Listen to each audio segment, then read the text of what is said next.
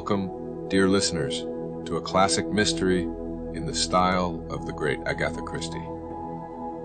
Tonight, we follow the indomitable Miss Jane Marple as she unravels a web of deception, intrigue, and murder in the quiet village of St. Mary Mead, where gossip is a currency and secrets lie beneath the surface. One crime will challenge even Miss Marple's sharp mind. Sit back, relax, and let's step into a world of suspense and deduction. This is the Vicarage Garden Mystery.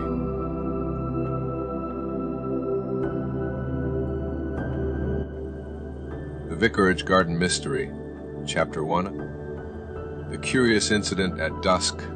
It was an unusually warm September evening in St. Mary Mead, and the vicar's wife, Mrs. Elizabeth Harman, had just finished tending to her roses. The garden of St. Mary's vicarage was well kept, with neatly trimmed hedges, beds of lavender, and a small pond that reflected the fading light of the evening. She had intended to step inside when she noticed something odd, a figure lurking near the old yew tree. For a moment, she thought it was a visitor, but the shadowy presence darted away so quickly that her heart leapt into her throat. Mrs. Harman was not one to scare easily, but a strange sense of unease settled over her. Something was amiss in the vicarage garden that evening, and by morning there would be a body.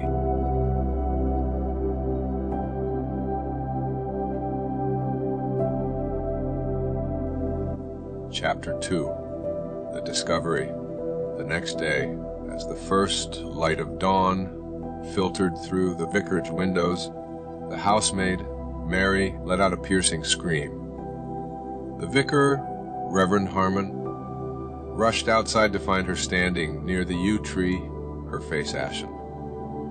There, sprawled unnaturally across the damp grass, was the body of Mr. Henry Pritchard, a retired solicitor who had moved to St. Mary Mead only a year ago. His walking cane lay beside him, and his tweed jacket was slightly rumpled, as though he had struggled before his death. Haydock was summoned at once. Dead for several hours, he muttered, kneeling beside the body. Likely around midnight. By breakfast, the entire village was abuzz with the news. Murder was not an everyday occurrence in St. Mary Mead, and the arrival of Inspector Crail from Scotland Yard only added to the growing tension.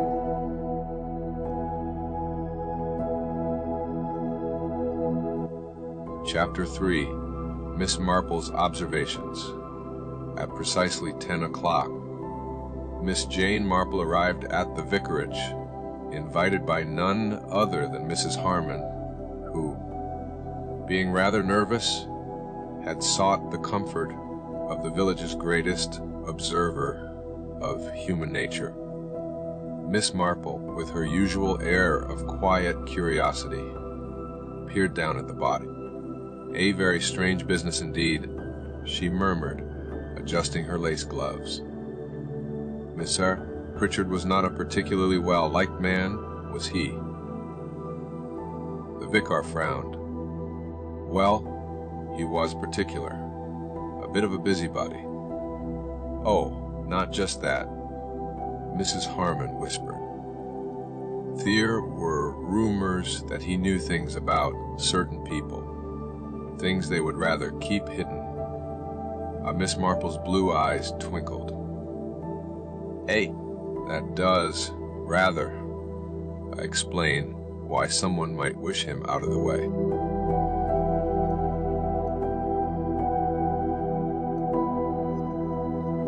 Chapter 4. Suspects and Secrets. The investigation soon revealed that Henry Pritchard had several enemies. Mrs.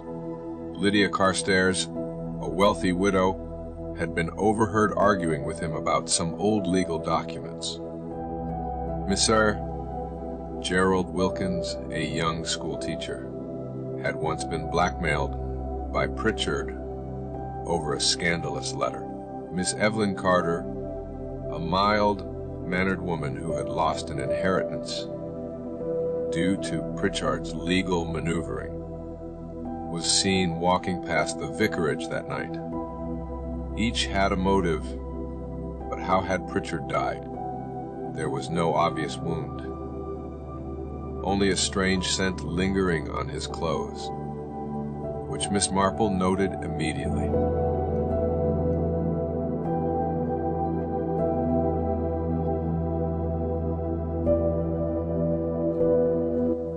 Chapter 5.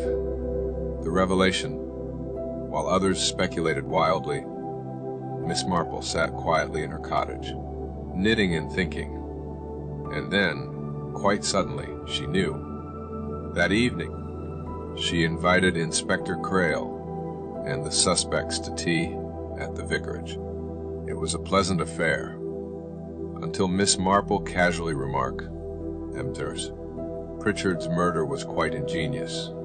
Poison, you see. A very particular kind, absorbed through the skin." A hush fell over the room. Miss Marple continued, "The yew tree. The leaves are quite toxic if handled improperly." Someone dusted Miss Pritchard's handkerchief with yew extract, knowing he had a habit of dabbing his forehead when he perspired. There was a sharp intake of breath from Miss Evelyn Carter. "You, my dear, worked at a botanical garden once, did you not?" And Miss Carter trembled. I didn't mean to." "But you did," Miss Marple said gently. "You feared he would reveal a family secret. And so you saw an opportunity. The warm evening made him sweat. He wiped his forehead, and the poison was absorbed. It was clever, but not clever enough." The tears welled in Miss Carter's eyes. "He ruined my family. He took everything." The inspector stood. "I'm afraid you must come with me, Miss Carter."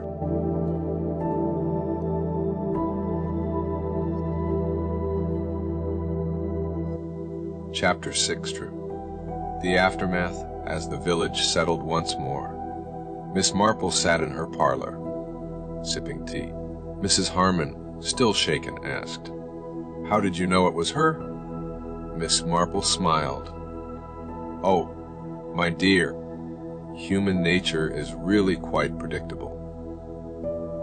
People will always try to hide their guilt, but in doing so, they often reveal everything."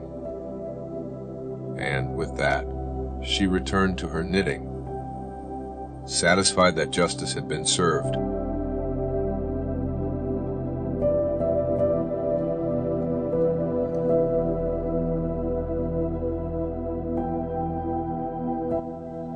And so, another mystery is solved by the incomparable Miss Marple. What did you think of the case? Did you suspect the culprit before the grand reveal? If you enjoyed this classic style mystery, don't forget to like, subscribe, and let us know in the comments what mystery Miss Marple should solve next. Until next time, keep your wits about you, because mystery is always just around the corner.